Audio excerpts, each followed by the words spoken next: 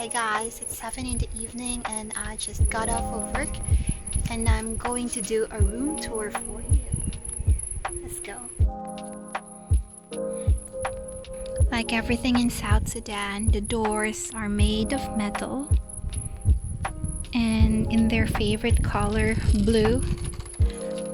It has a screen to keep the insects out, but see, we still have insects. I don't know why, and this is my beautiful curtain. And ta-da! Welcome to my room.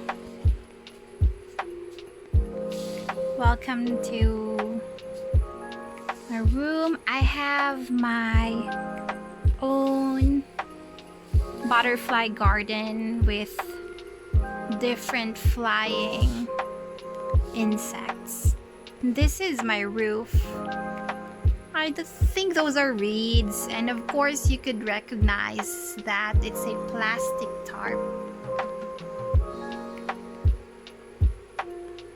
And this is my messy bed with my very own insect inside, and this is my mosey dome because malaria is real, guys, and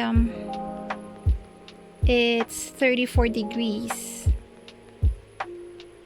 but the women gave me this, a very thick blanket, which I have first seen in Iraq because we distributed it for winter in Mosul. By the way, if you're asking or if you're curious if I have AC or air conditioner here, let me introduce you to my very own wind turbine. Yep, that's my own air producer. But it is so hot, like dry hot here. It's not like humid in the Philippines.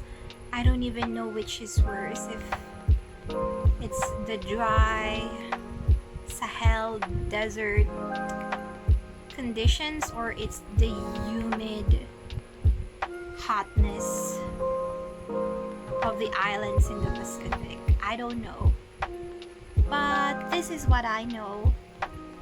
AC would have been better. That's it. Bye. Thank you for dropping by.